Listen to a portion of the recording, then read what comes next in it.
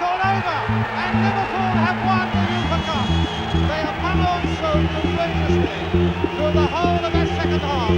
Shanks salutes the supporters. The players from Liverpool celebrate as well they might. A victory well deserved. There can be few complaints. Bill Shankly had built Liverpool up to success beyond the city's wildest imaginations. But he wasn't even halfway done yet. He craved more and he would get more. This is Bill Shankly's great Liverpool rebuild.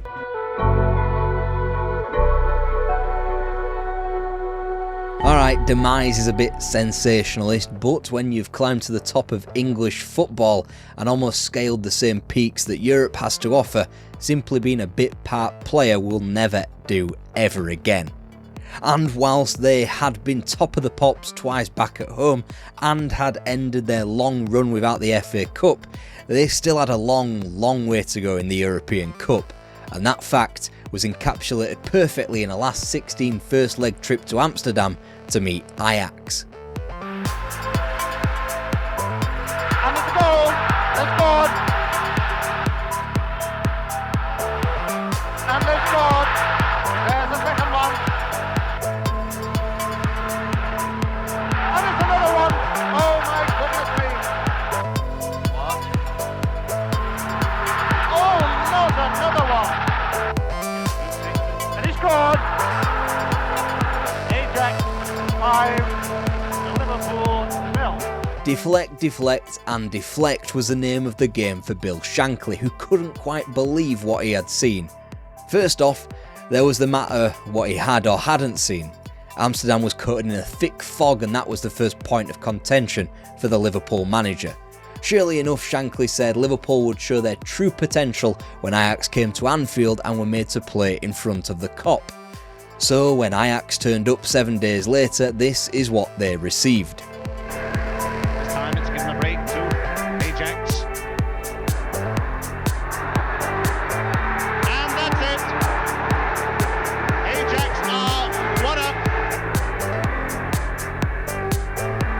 And it's another one for Ajax. Another complete breakaway. Oh, that's 2-1 for Ajax.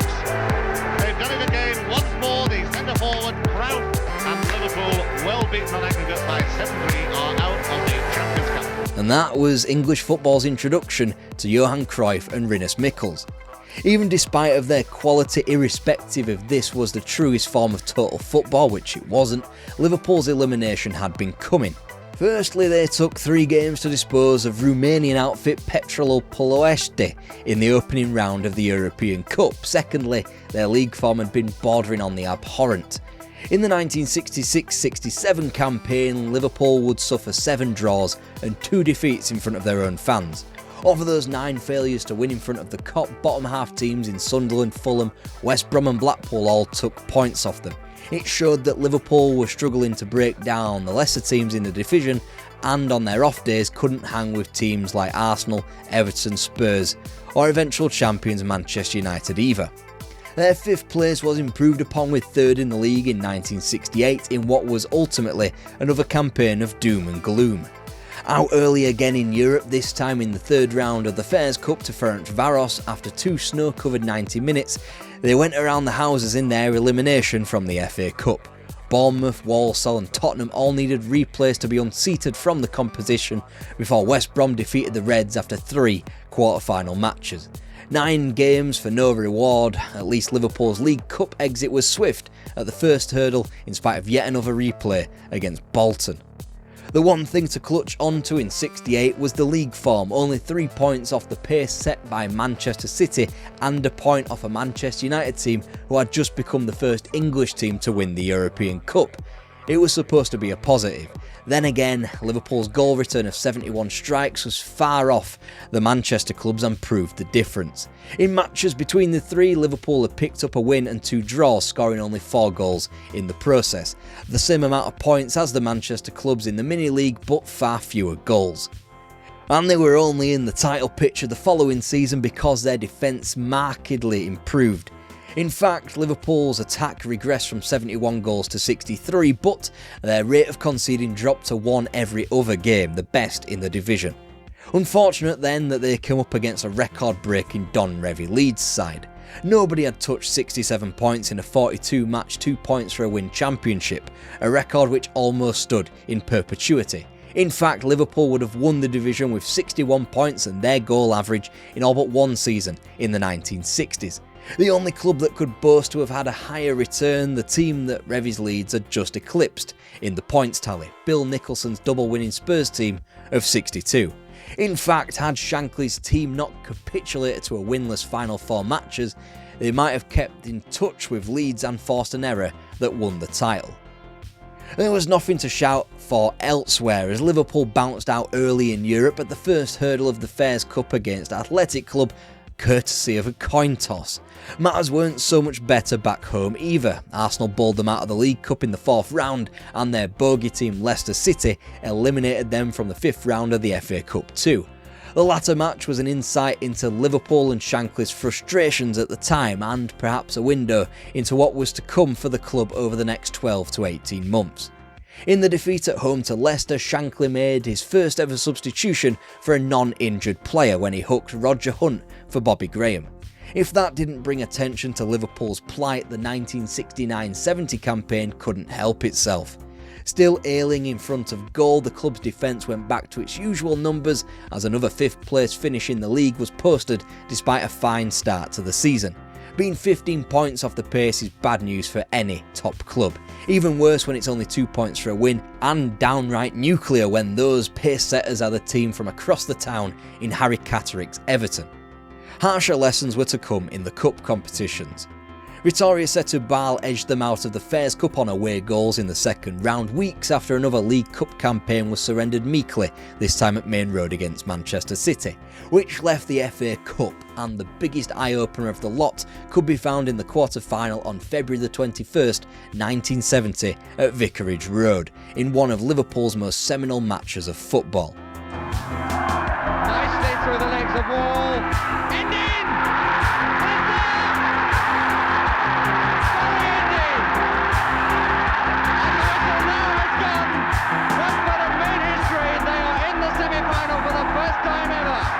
If it wasn't clear Liverpool needed to rebuild before, it certainly was after that February afternoon at Vicarage Road.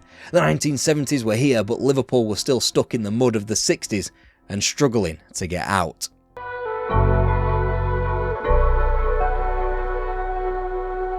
As early as 1967, thoughts about a potential Bill Shankly rebuild were on the cards. The promotion team were all either in their 30s or rapidly approaching that doomed figure, and Liverpool had to act quickly after ceding their title to Manchester United. This fact only became more prevalent when it was United, not Liverpool, who became the first English club to win the European Cup a year later. The rebuild had already begun. In 1967, Emlyn Hughes was purchased from Blackpool for the princely sum of £65,000. He would be utilised in midfield before going back into defence soon enough. 2 years later, Larry Lloyd was picked up from Bristol Rovers for £50,000 with a view to succeeding Ron Yates. Meanwhile, Tommy Smith and Chris Lawler could be categorised as first-teamers in defence alongside him following their promotion from the reserves. 1969 saw the departure of 2 club legends, first in Roger Hunt's sale to Bolton, aged 31, whilst Jerry Burns sadly departed the club due to his repeated injuries, aged only 30. With the advent of the 1970s and the FA Cup loss down at Watford came the speeding up of the incomings. The success rate did not relent. Skelmersdale United could hardly be said to be a football talent factory either now or in 1970, but they provided Liverpool with winger Steve Highway. Meanwhile, an impact up top was felt when John Toshak was signed for $110,000 from Cardiff City. They would prove a match made in heaven, but prove a hellish existence for Ian St John as he found himself creeping closer to the exit door. That was all but completed the following summer when Scunthorpe United was raided for Kevin Keegan on the basis of an FA Cup replay against Tranmere Rovers. £33,000 proved to be one of the bargains of the century. St John's departure was complete when he had to be informed by an opposition player that he wasn't starting against Newcastle during the 1970-71 season. From then on in, Shankly and the forward were ancient history. The man who joined at the same time as St John and helped Liverpool over the line in the second division 9 years previously also departed the club at the same time. That man, Ron Yates, was sold to Tranmere Rovers alongside Tommy Lawrence, who had lost his place in goal to Ray Clements. It wasn't just the playing staff that was being revolutionised, it was the staff too. Jeff Twentyman was hired as a chief scout in 1967 and his brief was to get players young and cheap. He'd be joined in the boot room clique by Tom Saunders, who acted as the club's head of youth development. Now, it wasn't all plain sailing and there were some players that Liverpool couldn't quite reach. Bill Shankly felt he had to tender his resignation in 1967 when the club failed to capture a certain Howard Kendall from Preston that year. Quite what happened to him, Merseyside doesn't know. Then there were the expensive mistakes. Both Tony Hateley and Alan Evans were signed for $100,000 a pop, and in their attempts to lay the groundwork for life after Ian St John, they barely cobbled together 150 league matches between them. Shankly had changed too, as the pressures of top-tier football management changed with it. Gone was the nurturing, calm and collected Shankly of the 60s that bore out promotion, cup success and league championships. Here was a demanding Shankly, more prone to raising his voice, a Shankly that, according to one player, dished out 90% rollickins, which is a word that just nobody uses anymore. The 1970-71 campaign told an all too familiar tale in the league, as the club returned to a defensive masterclass, conceding a divisional best of 24 from 42 matches. The goals dried up once again. This time Liverpool only managed a goal a game, which is fewer than the relegation-threatened West Ham, who occupied 20th place. Regardless, this was a league season in which Shankly's Liverpool went the campaign unbeaten in front of their own fans. Less impressive was the fact that they drew 10 matches in front of their own fans. Included in this were teams way outside the chasing pack: Crystal Palace, Stoke City, Blackpool and West Bromwich Albion. Meanwhile, they were able to dispatch of 5 teams that they would be representing the country with in Europe the following season, and this included league champions Arsenal. While Swindon dumped Liverpool out of the League Cup in shocking fashion, Liverpool went deep elsewhere. The Fairs Cup brought a successful trip out of Hungary, as well as Romania and Scotland, before Bayern Munich were dispatched 4-1 on aggregate thanks to an all-too-rare Alan Evans hat-trick, until they were stymied by Don Revie's Leeds United at the semi-final stage. A team that had long been the picture of consistency in the First Division, they also had a knack for grinding out 1-0 semi-final wins. Didn't matter if it was over one game or 2 legs, as it was here against Liverpool. No matter, the Reds were adamant that they had their day out in the sun in the 1970-71 season, and after dispatching of Spurs in a quarter-final replay and vanquishing Everton at Old Trafford in the Final Four, they were pencilled in for Wembley, to meet an Arsenal team hoping to become only the second English side to win the domestic double that century.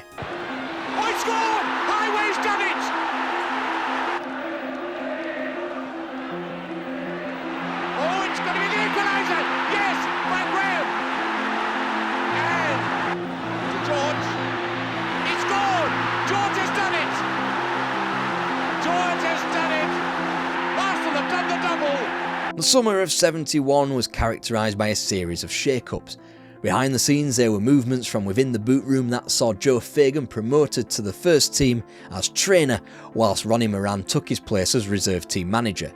Meanwhile, Bob Paisley was officially and belatedly named the assistant. On the pitch, Phil Thompson was starting to be eased in from the reserves, whilst Kevin Keegan fast-tracked that part of the plan and would appear 42 times for the club in his first season, helping to ease the constipation up front with 11 goals.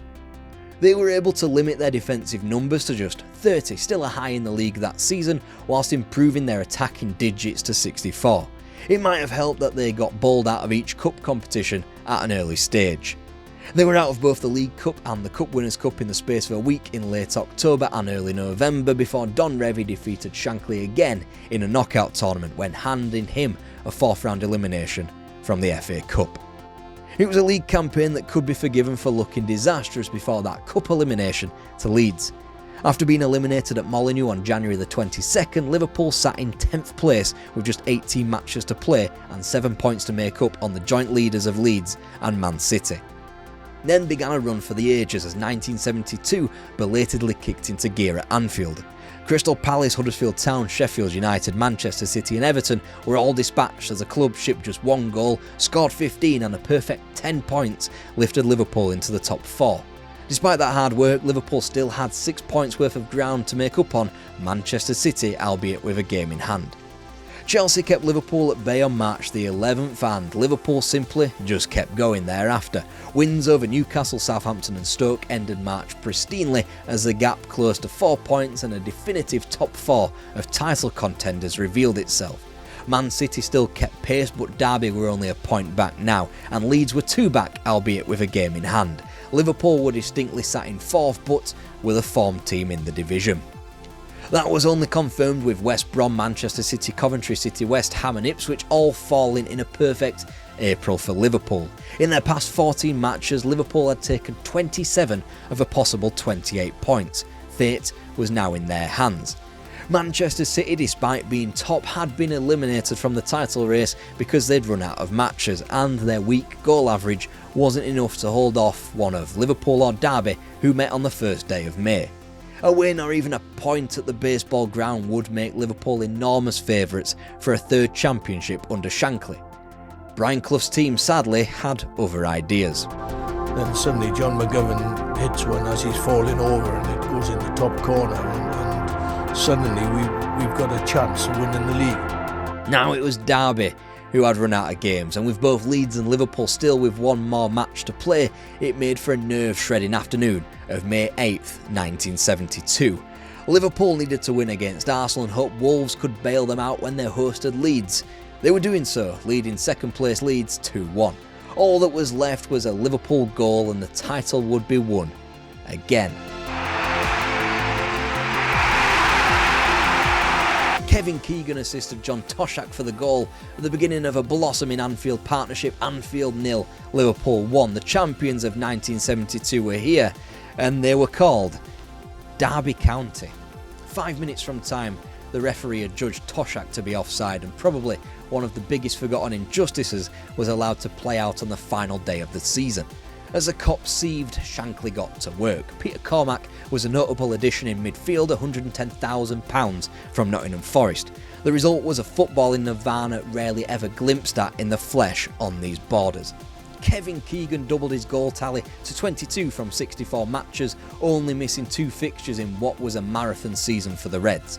Meanwhile, each of John Toshak, Phil Borsma, Emlyn Hughes, Peter Cormack and Steve Highway hit double figures.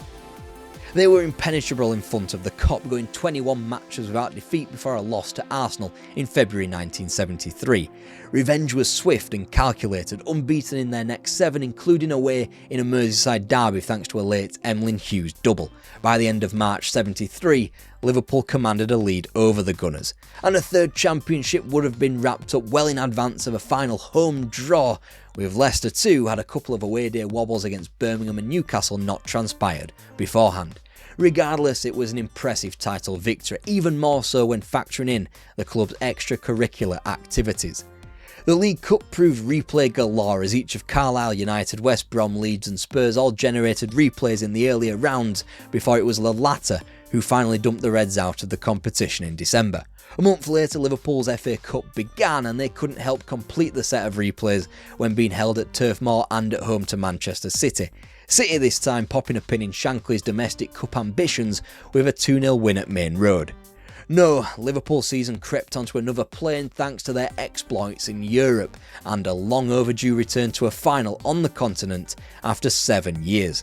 After dispatching of Eintracht Frankfurt and AEK Athens, they nipped over the Berlin Wall either side of Christmas to dispatch of the best East Germany had to offer in BFC Dynamo and Dynamo Dresden. Before finally the springtime revenge over Tottenham Hotspur thanks to the underrated Steve Highway scoring the decisive goal in the White Hart Lane second leg. Borussia Mönchengladbach were the opponents in a 2-legged final. Nothing could stop Liverpool from enjoying this one. Not the omen that they had lost their previous European final to a German team in Borussia Dortmund, nor the fact that the first leg abandonment after 27 minutes due to torrential rain happened. In fact, those 27 minutes had been instructive to Shankly, as he withdrew Brian Hall for John Toshak for the replayed first leg on May the 10th. It was a brushstroke of a genius as Liverpool finally reigned in Europe. Keegan, 1-0. Hughes. Hooks. Toshak. Keegan. 2-0.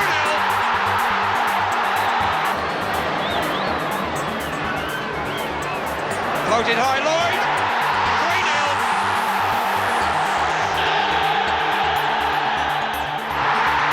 That was a supreme save. If Liverpool can hold on for just a few more seconds, it's with Rook. And it's all over. And Liverpool have won the UEFA Cup. Now for the big one were the immortal words of Bill Shankly as he steadied himself and the club for another assault on the European Cup, a campaign in Europe that should go down as the most important in club history. Flagging in the league, sitting 7th after 4 losses from their first 12, Liverpool made the trip to Belgrade for a last 16 contest in the European Cup against Red Star. They returned from Yugoslavia with defeat, but a seemingly profitable one, since they only went down by a goal and clutched onto a Chris Lawler away goal desperately. The second leg back at Anfield came 3 days after league victory at Highbury, and it would be the match that transformed Liverpool forever. Red Star came to Anfield as the underdogs and surrendered territory and possession like the underdogs they were. Usually this would be cause for celebration and a subsequent routine victory for the Reds, especially in front of the Kop. The Belgrade club, however, taught Liverpool a lesson on the evening of November the 6th, 1973. In spite of Liverpool barrages, the Yugoslavian outfit remained unmoved in possession, calm and patient in passing the ball around, and that was rewarded with 2 goals against the run of play. Elimination from the European Cup, yes, but a crucial eye-opener that formed the basis of Liverpool's entire history on the continent. The Times' Geoffrey Green called it a contest between the Bull, Liverpool, and the Matador, Red Star Belgrade. England's traditions of pace and power had been shown up 3 weeks prior when Poland performed a similar job in qualifying ahead of the Three Lions for the 1974 World Cup. Now the 1-2 punch was complete with Red Star's display against Liverpool. It was a match that gave life to Phil Thompson's career as he was moved back from midfield into defence to partner Emlyn Hughes. Also a match that helped kill off Larry Lloyd's career at Anfield. A no-nonsense centre-half was no longer required and he simply didn't fit into the new ball-playing defender mould as his kind was made extinct. Nonetheless, Liverpool headed into Easter week with the advantage in the First Division. Not top of the tree by any means, their 4-point deficit behind Leeds United in Don Revie's final season at Elland Road was soothed by 3 matches in hand. A domestic double was most certainly on after a 3-1 cup win in a semi-final replay against Leicester City at Villa Park, which granted Newcastle United at Wembley. Before they could get there, they frittered away the league, winning just 1 of their next 7 matches, ceding the title to Don Revie. To salvage a season in terms of silverware, therefore, Liverpool met a Newcastle United team that hadn't lost a cup final since 1911. It was the perfect day and the perfect performance. Keegan! Goals pay the rent, and Keegan does his share. Good flick by Toshak to Highway. Could this be 2? Yes! Highway, Liverpool showing the party pieces. He wasn't offside. Smith. Yes! Keegan second. And then the bombshell, delivered swiftly around midday on July the 12th, 1974.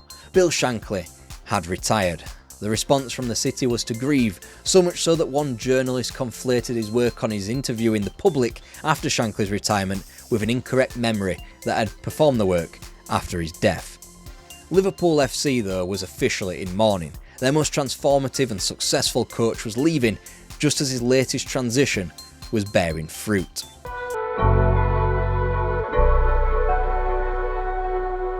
The succession plan had been subconsciously designed by Shankly well in advance of his retirement. With the work of such a tight-knit boot room delivering ample success on home shores and on the continent, what better successor for Liverpool than Shankly's system? Enter Bob Paisley, the next Liverpool manager. Yet as he prepared to make Liverpool his own, the ghost of Shankly loomed large over the club over the entirety of the 74-75 campaign, which, owing to its success or lack thereof, must be categorised as wholly transitional.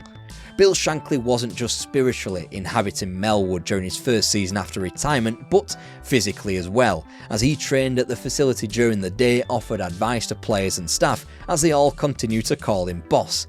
All it did was inadvertently undermine the new boss. So weeks into the subsequent season, Bob Paisley and the club had to inform him to either leave or train at the club when the players and staff weren't there. In the end, he left the club entirely, with nobody at Liverpool willing to offer the olive branch of a role on the board as a director or even as a club ambassador. A sad way for the club's biggest legend to bow out. However, the decision to at least bar him from Melwood was the correct one. It was a decision with its writing on the wall ever since 1971, when Matt Busby parachuted himself back into the Manchester United squad as the club failed to live with life after his retirement. That had, in 1974, resulted in the club's relegation to the second division. Liverpool were living in this real time and were busy learning on the job not to repeat the mistakes made by other clubs. Paisley didn't need to change much on the pitch or around the club. The transition had already been acted by Bill Shankly. Figures such as Ronnie Moran and Roy Evans played more of a role either in the reserve or in the first team, whilst Joe Fagan effectively juggled two roles as the assistant and as the first team's trainer. Ultimately though, the season wasn't vintage. Liverpool were nowhere in the domestic cups, crashing out early in Europe to a good Ferencvaros team, whilst a low tally of just 51 points wasn't enough to win the league in 1975. However, they did come close to pipping Dave Mackay's Derby County, which gave a flickering glint of hope for the coming years. Further flames were stoked by the machine still working overtime in the background. Players like Northampton's Phil Neal, Newcastle's Terry McDermott and Arsenal's Ray Kennedy were brought into the club, and opportunities from the reserves continued to be handed out as Jimmy Case and David Fairclough breathed new life into the club. This Liverpool team were going to be just fine. Bill Shankly had built the club, he'd gifted them glories, and now it was time for Bob Paisley to go out into Europe and make Liverpool the biggest club in the world. Or if you're a lunatic, skip to the end of the story and watch these videos on Liverpool when they were managed by Kenny Dalglish and Roy Evans.